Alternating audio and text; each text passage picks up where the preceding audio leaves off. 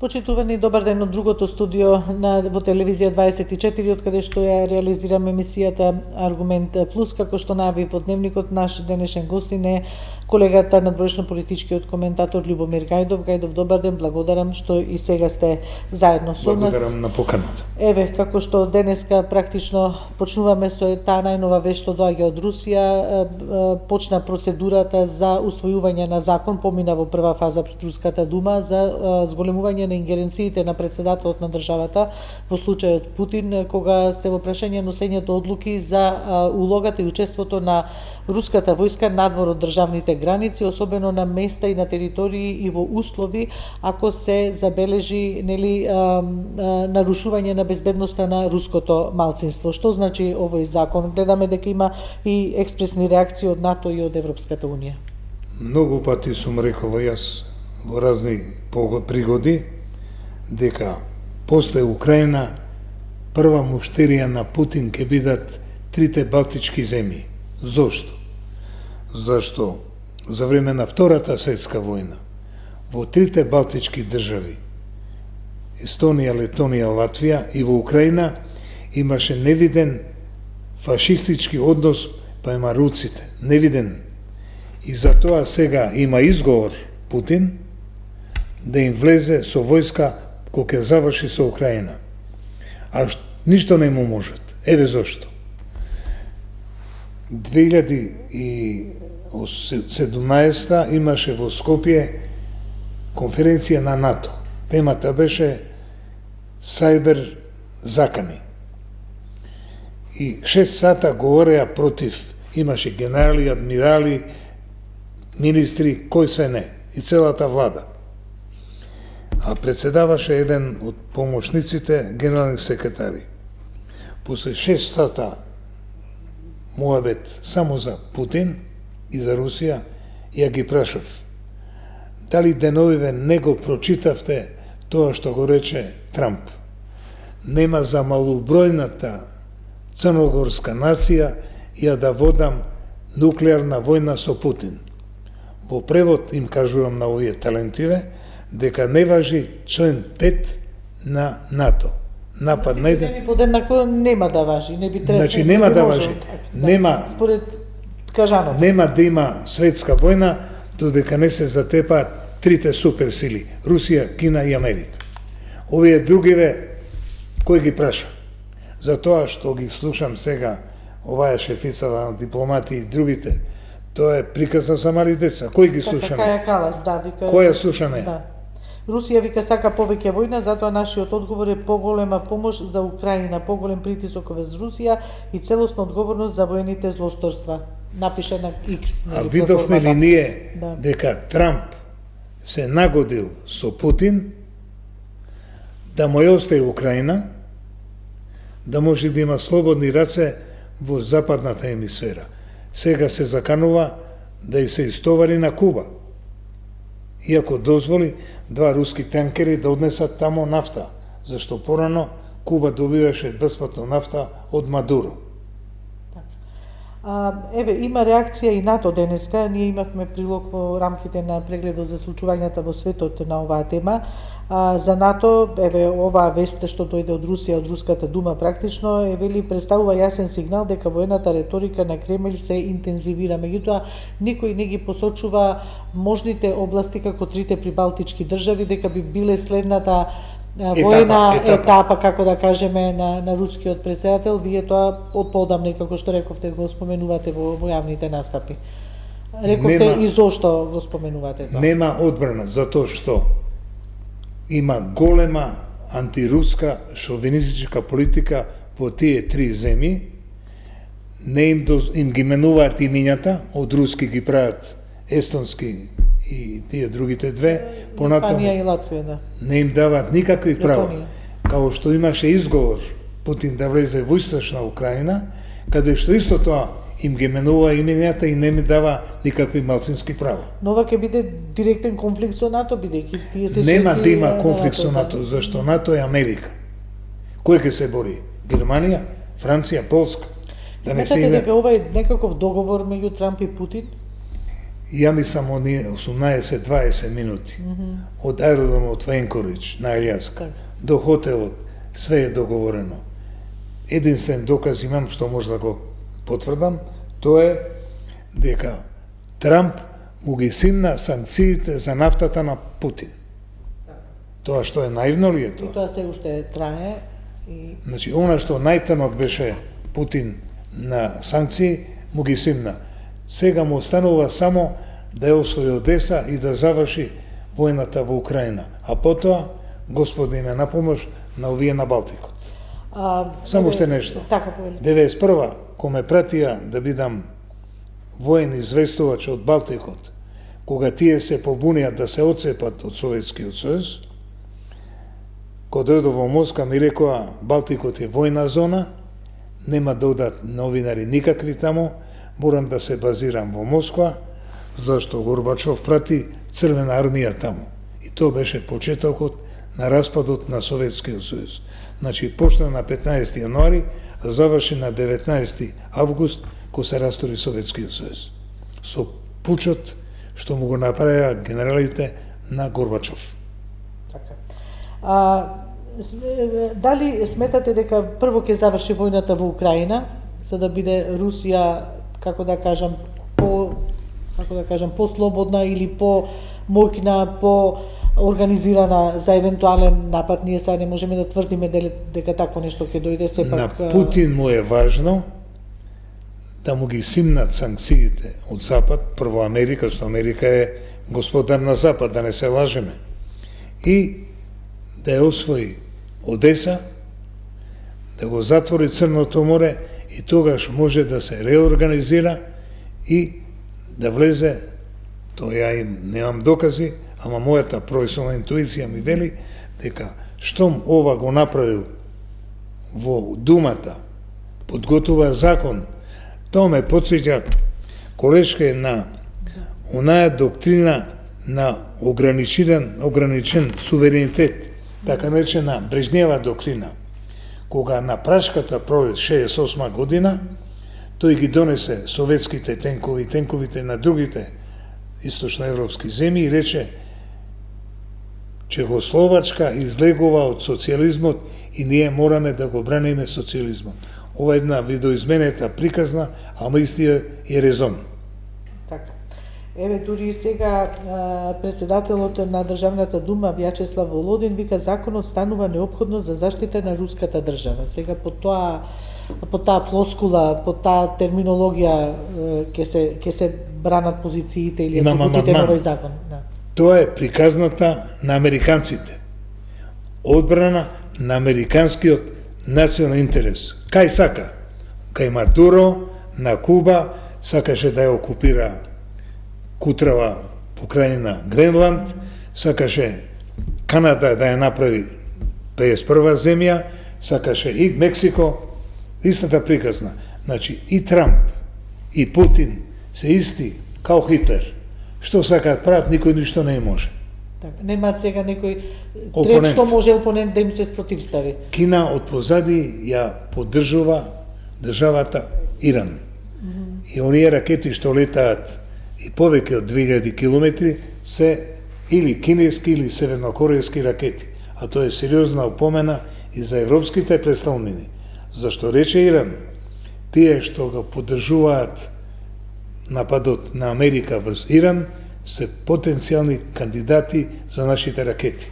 Лондон, Берлин, Париз и Рим. Така, тие се со толкави дострели практично. Гајдов, еве за утре се најавува продолжување на преговорите за нуклеарната програма на Иран. Трамп дури излегува со позитивни, некој со оптимистичка реторика дека може и војната да заврши тука. Ормудскиот теснец е веќе пуштен за трговските бродови, за тие што пренесуваат, сега и тоа е некоја последна информација што доаѓа од таму. Дали очекувате брза разврска таму или сметате дека ова се само моментални така изблици и 10-дневното примирие на Израел со Либан и тоа на Блискиот исток, не на туку на Средниот исток ќе заврши до 4 јули, кога Трамп сака триумфално да прослави 250 години Америка. До тогаш он ке секој ден гледам изјави, па контраизјави. Па брзо преговараме, а иранците викаат не преговараме. Па после вика за 2 недели, па за 1 недела. Многу контрадикторни информации практично од теренот и тоа Да не бидам со информации сватен како ќе му текне. Што му можат? Ништо. Во овие и вакви услови се гледаме дека Европа некако како во дефанзивна состојба, да никаде ја нема и околу овие случувања на Средниот Исток. Филозофско прашање е зошто? Зошто? Зашто Европа од 1945 година, кога советската и американско-англиската армија ја ослободи Европа од нацизмот, Европа спие и чека да си го развија индустријското производство, а Америка да ги брани од советите. И оној што е парадокс, НАТО беше направен као одбранбен сојуз од заканата на Советскиот сојуз, зашто беа уплашени дека тенковите на Сталин или на Советскиот сојуз ќе се истоварат на Атлантскиот брег. Затоа и беше направена во Хелсинки конференција за безбедност. Ние двојца добро знаеме што е тоа. Меѓутоа, сега, за жал, се покажа со бомбардирањето на Србија дека НАТО станува и агресивна асоциација. И она што најмногу треба секој промислен човек да го загрижува, дека министерот на одбрана до пред малку на Америка ја смени плочката и напиша Министерство на војна. И кога гледам на CNN дека го представуваат као министер на одбрана, тоа не е точно, он е сега министер на војна. А кога е сменили плочката, се баш вака ме заинтригиравте за едно прашање. Кога гледате CNN и другите телевизии, пише за Хексек министер на одбрана, он е министер за војна, така му пишува на плочката што сам ја постави. А тоа не е И со тоа порака сака да платат. Ама тоа не го прави он, него не го праша. Шефот го прави тоа. И уште нешто, амандман имам. Кога имаше предизборна кампања во 16-та година за првиот мандат, Трамп велеше со 600 милиарди долари американски воен буџет ние сме будали, зашто сите други земји во светот немаат 600 милиарди долари. Се сите очекуваат он ќе биде председател и ќе го смали буџетот. Кога инаугурира на 21 јануари 17-та, он извади буџет колку? 750 милиарди, 25% повеќе. А сега новиот буџет го предложи прво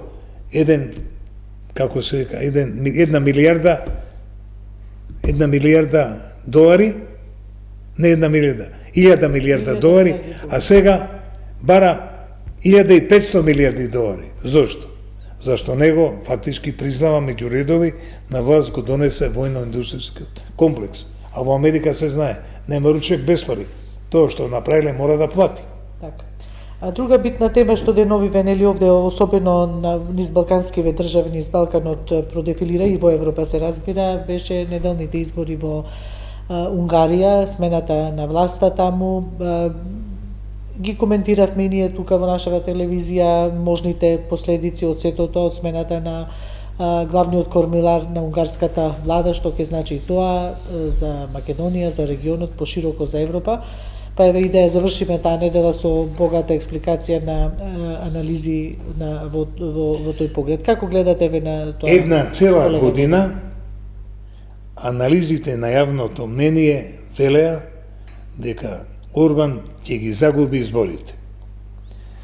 Не му помогна ни доаѓањето на американскиот подпредседател Венс, што на пресконференција додека го бранеше и го фалеше, му се јави на Трамп отамо го фалеше. Тоа според мене беше контрпродуктивно.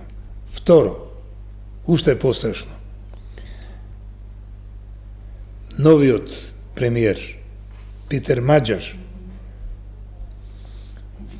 во новиот парламент има 138 гласови, едни седишта, против 56. Да.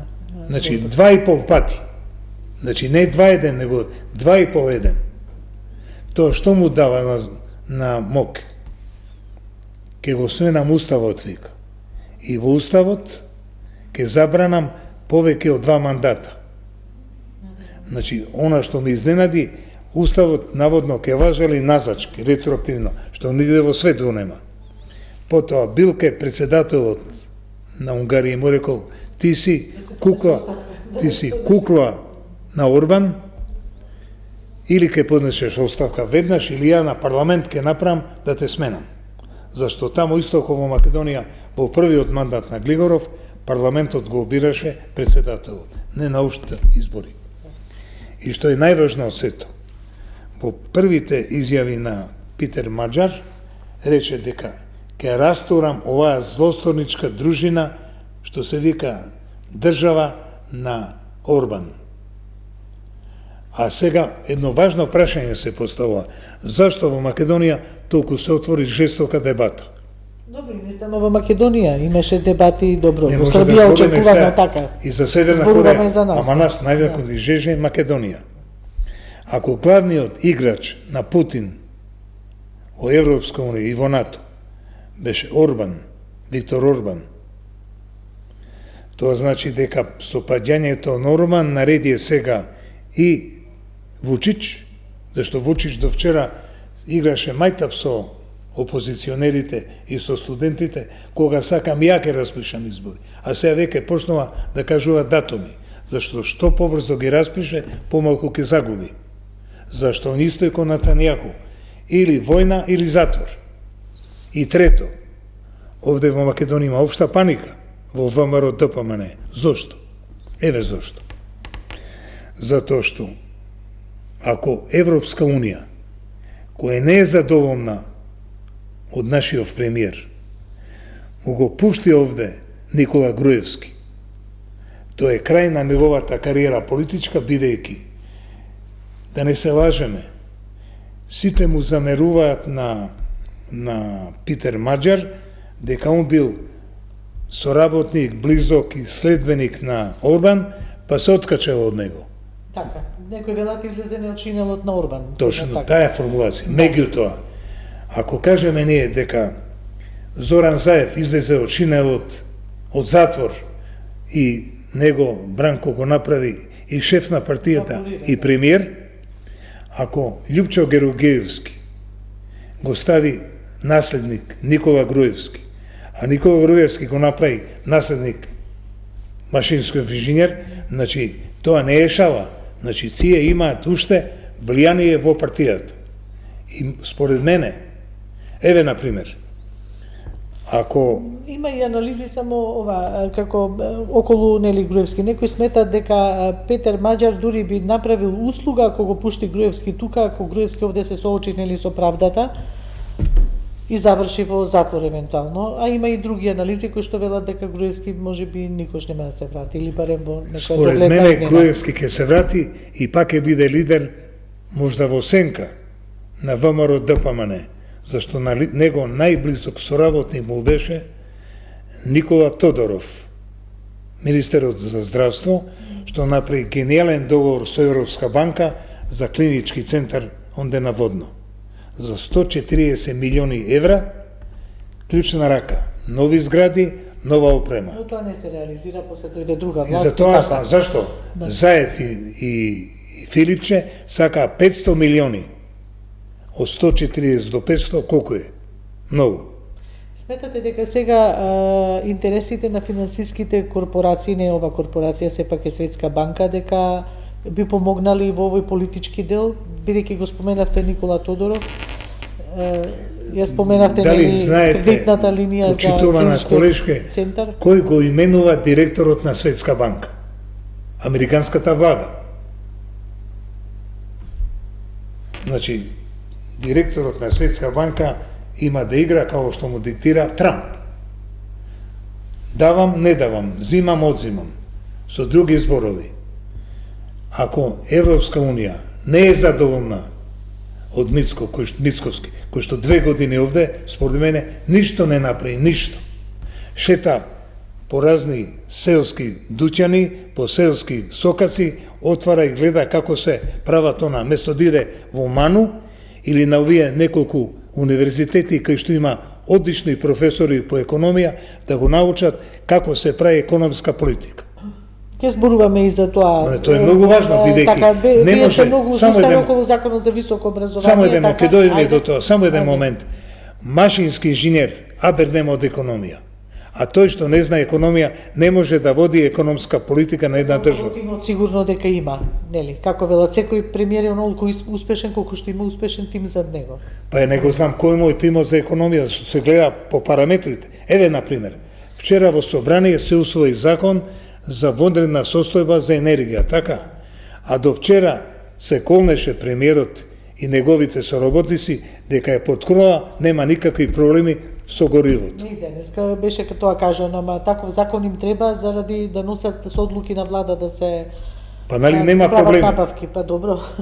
Па добро, ние не сме наивни. Денеска беше кажано дека нема да има Македонија проблеми. Добро, изјави се кажуваат, па ќе видиме дали ќе се реализираат. Ние двајцата сме учеле сериозен занет, философија, и ние све што слушаме, промислуваме и него примаме здраво за готово. Точно, па сигурно со Во превод тоа значи дека тоа што зборат популисти, као што е Мицковски, не може да го оголтаме ние без критички да го промислиме. Зашто едно е зборување, друго е, како се вика, кокетишко самопослуга. Така е, добро, точно, која треба да...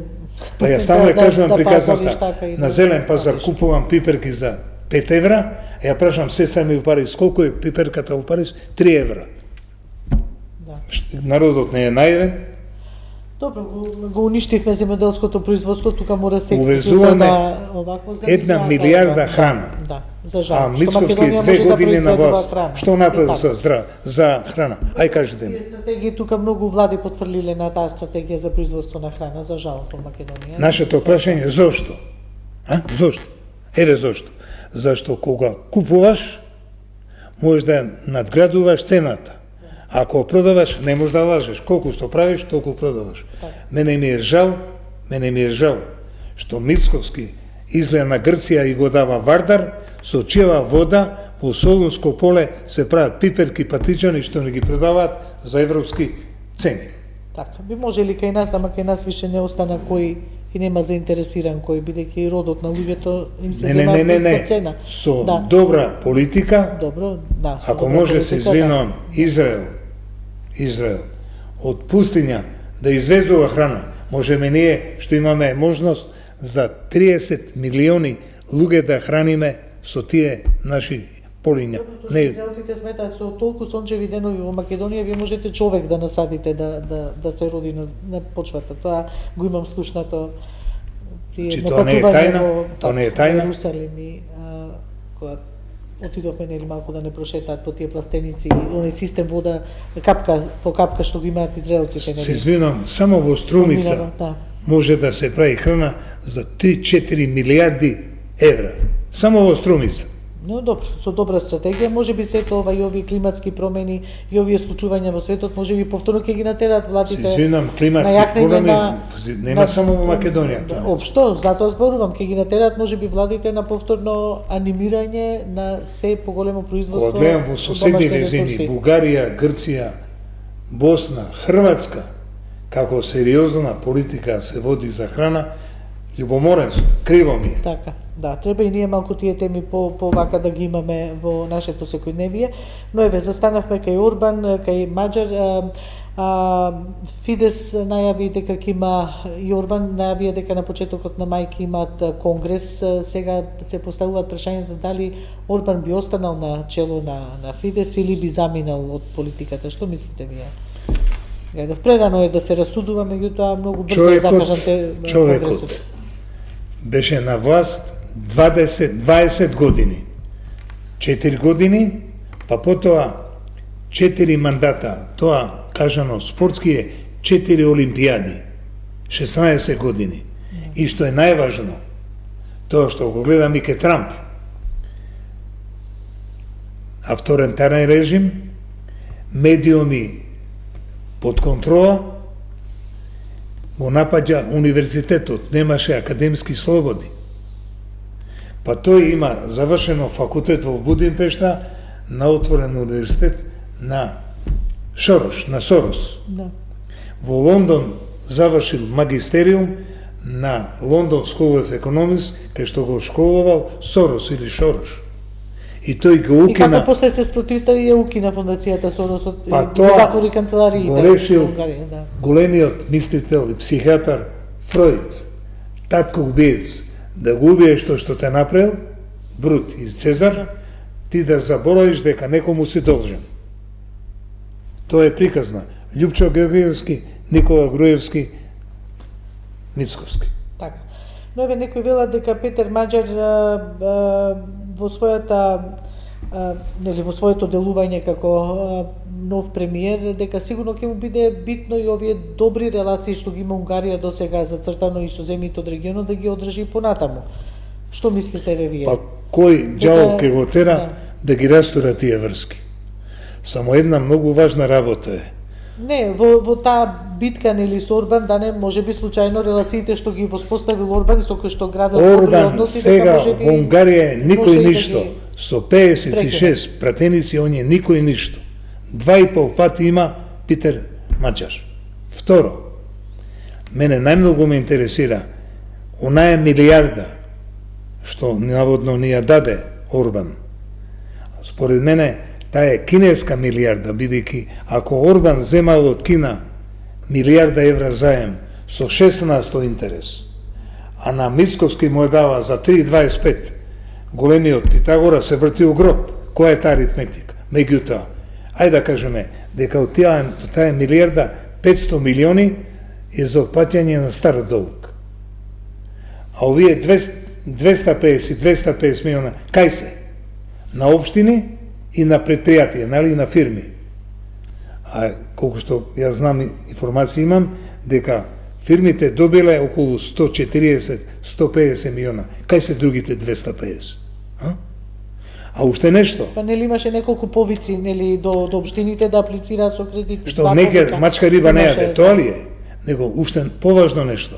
Кога беше Мицковски во опозиција, тој ја напаѓаше СДСМ што склучила договор со Бехтелиенка со тајни клаузули.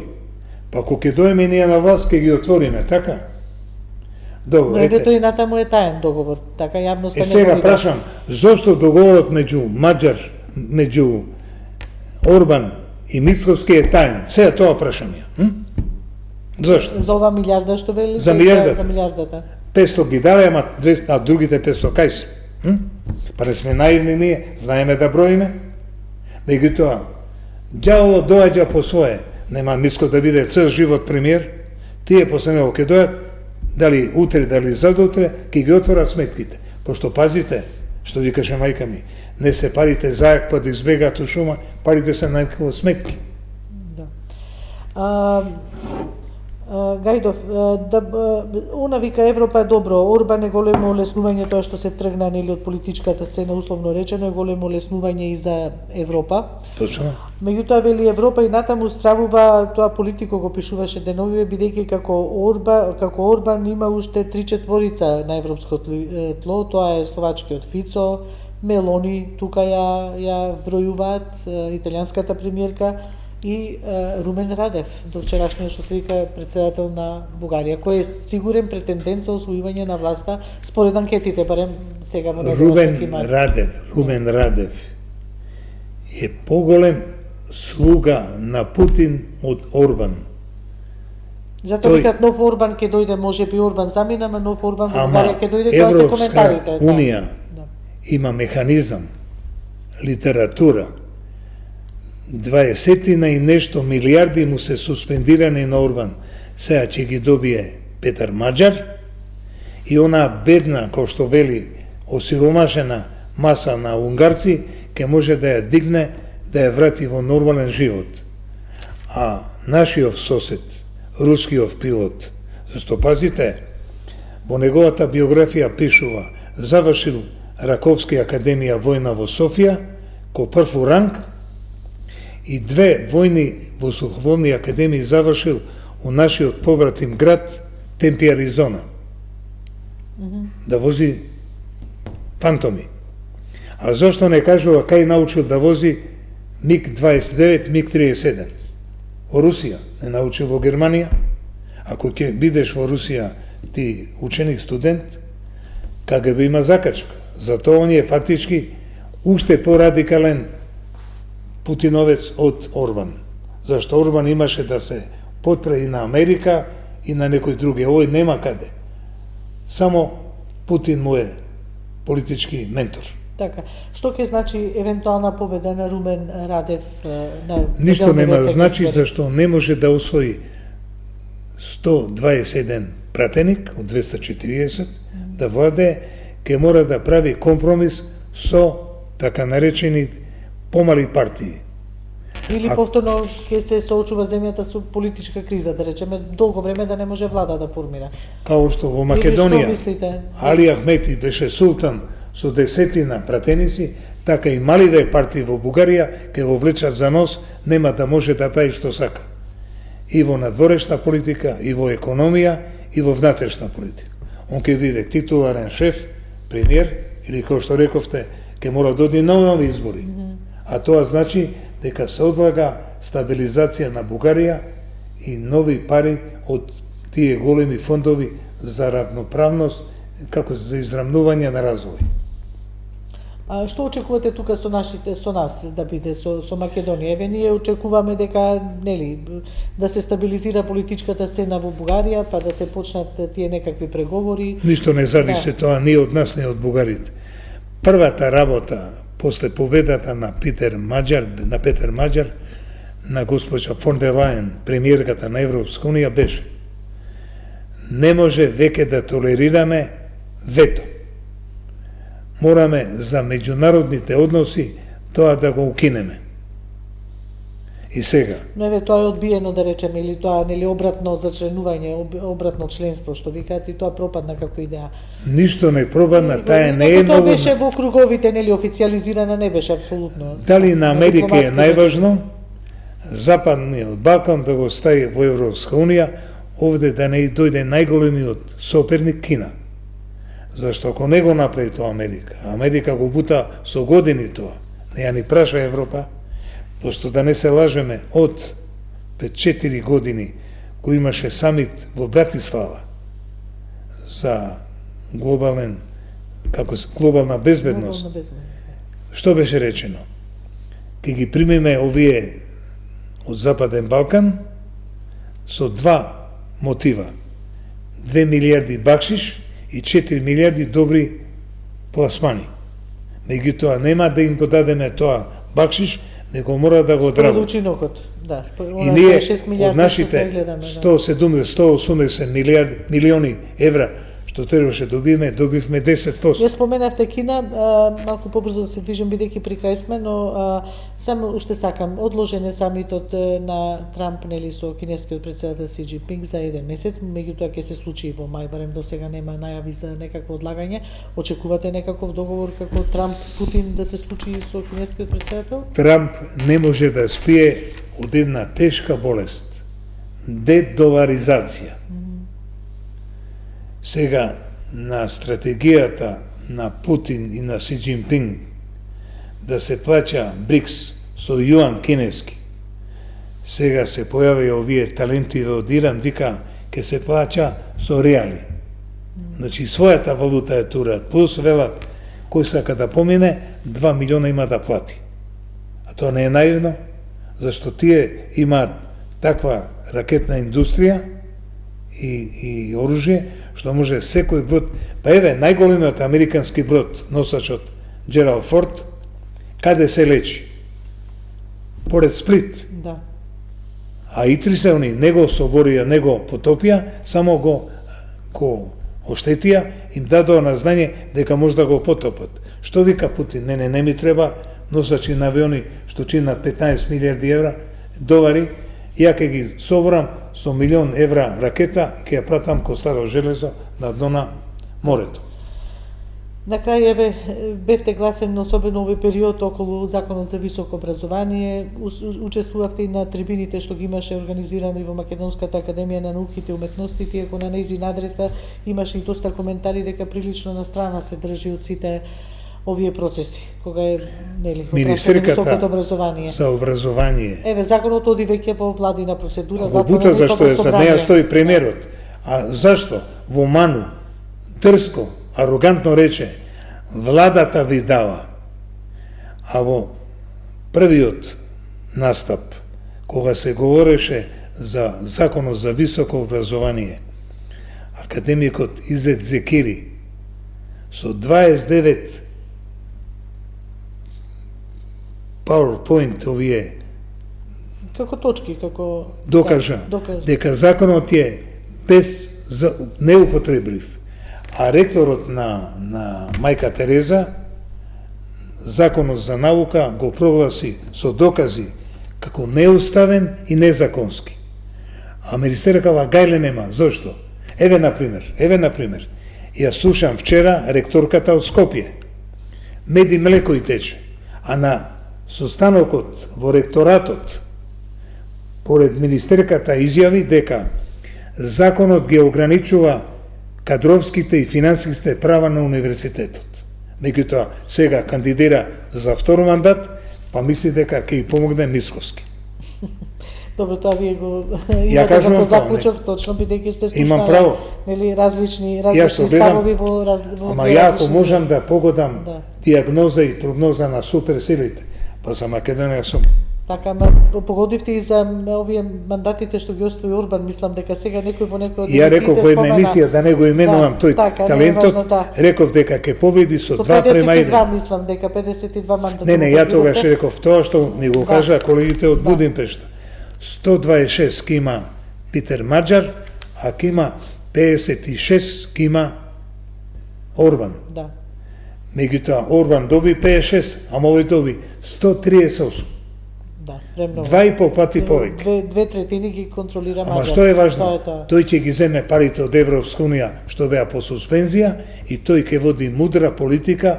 Ама што вели? Ја немам причина да се карам со Путин. Добро, за очекување ќе видиме кои потези ќе ги повлече Петер Да сме Маџар. живи и здрави. Поради и блискоста, нели, со балканските држави и една земја поддржувачи, нели, на проширувањето на Европската унија. Амандман имам тука. Да. Ако Орбан беше вистински пријател на Македонија, као што секој ден го фали овде Мицковски, тој можеше да ја спаси Македонија. Да не каже да, кога Бугарија доби еврозона и Шенген зона. Да. Тој го покута, го уштавот, баш го брига за Македонија. Така. Тоа никој со сега не го кажал јавно. Да. Имаше на самитот на ОПСЕ, кога беше така, имаше некој коментар околу... Ама да. во Кога пијат кафе, точно на официјална маса, не. Благодарам Гајдов што бевте дел од ова издание на Аргумент Плюс. Повторно ја разгледавме као стари колеги од МРТ, надворешно политичката редакција. Благодарност уште еднаш и благодарност до нашите почитувани гледачи. Довидување.